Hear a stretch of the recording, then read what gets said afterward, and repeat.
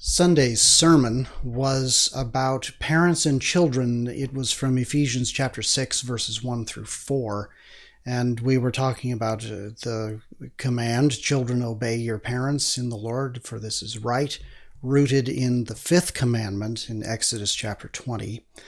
And also fathers' responsibility not to exasperate or provoke their children to anger. So a question that came to me after the service on Sunday, and the person who asked me this was saying, make a video about this. So here goes. The question was, what does it mean to dwell in the land? So we spent some time on Sunday talking about the context of the fifth commandment and the promise that Paul calls out in Ephesians 6, that this is the first commandment with a promise: honor your father and mother, so that you will live long in the land that the Lord is giving to you. So one clarification about this command: does this mean that every Israelite who honored father and mother was guaranteed a long personal life?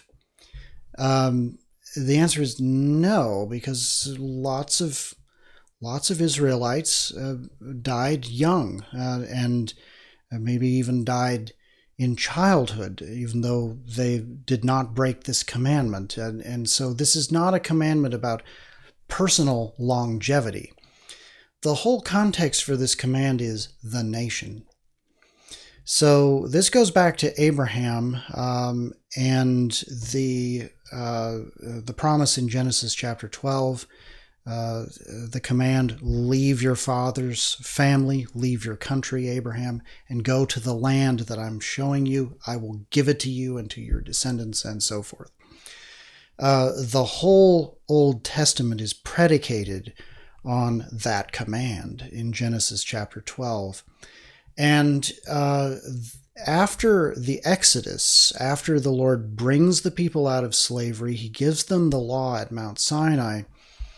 All of the law of God is designed as a lease for the nation, giving them title to that land.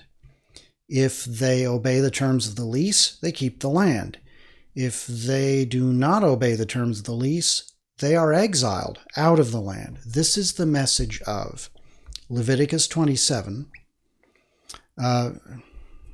Leviticus 27, he said confidently, and I should look it up before that because now I'm doubting it. Maybe it's Leviticus 26.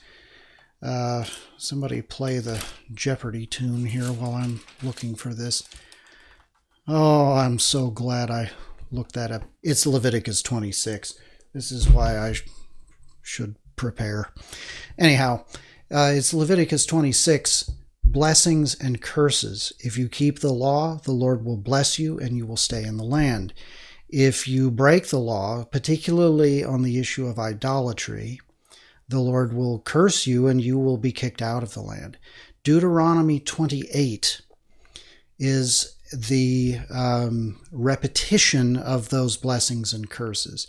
Deuteronomy 32 is a song that the Lord gave to Moses as a memorial, basically saying, I warned you.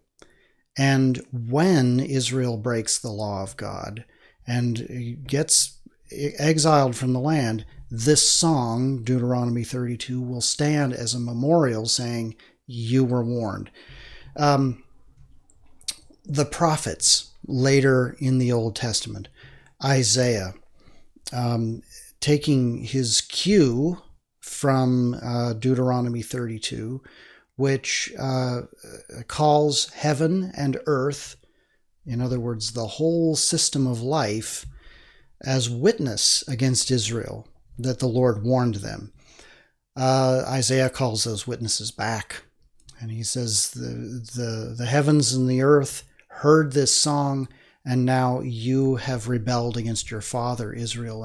And he prophesies the coming disaster of Israel's exile from the land, and many of the other prophets pronounce the same judgment. It's a constant warning. So, back to the fifth commandment.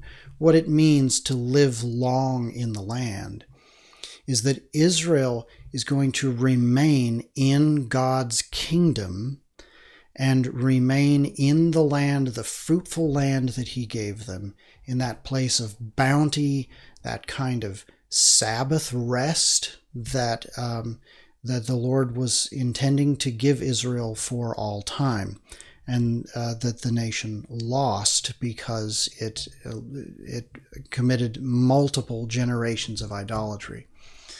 So the command in Exodus 20 and the related passages is a command saying, honor your father and your mother.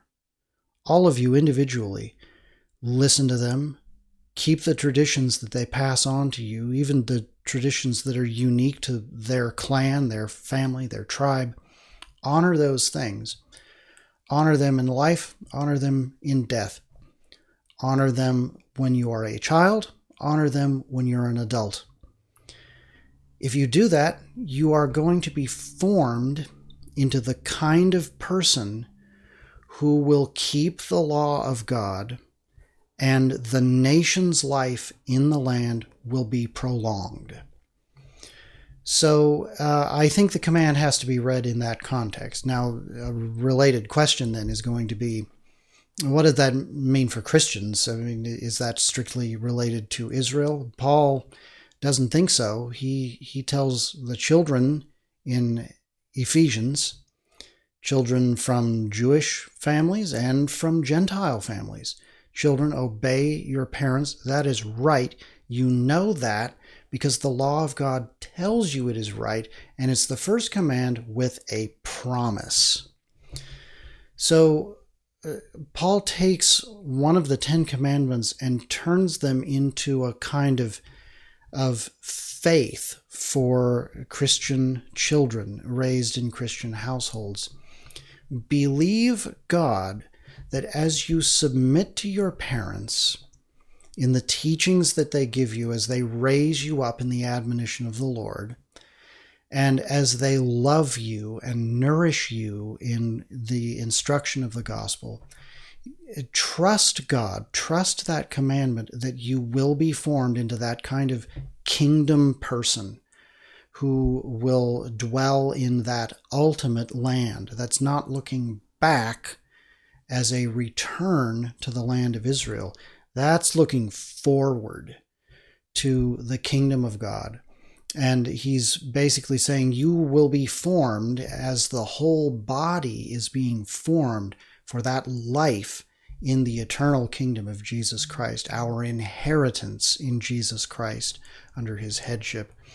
So I think one of the things we learn from the way Paul uses that command is that when we look at the 10 commandments, we're looking at a kind of forecast, a prediction of what the kingdom of God will be like ultimately when Christ returns. It will be a place where there is only one God, where there is only Jesus Christ as the image of God, and we need no idols, and we're in that eternal Sabbath rest that Hebrews talks about in Hebrews 3 and 4, and the name of the Lord is honored and held in awe, where there is no crime, no murder, no stealing, no adultery, no lying, no coveting, because we are all directly being provided for and protected by our Father in his direct presence and in the presence of Jesus Christ. If we want to know the right use of the law for Christians, in other words, we need to interpret the law of Moses with that look ahead to the return of Christ. Big topic, big question, but I think the command and in Exodus 20, the fifth commandment, and Paul's use of it give us a little lens here into how the law of God applies to Christians. So great question on that. Look forward to seeing you on Sunday.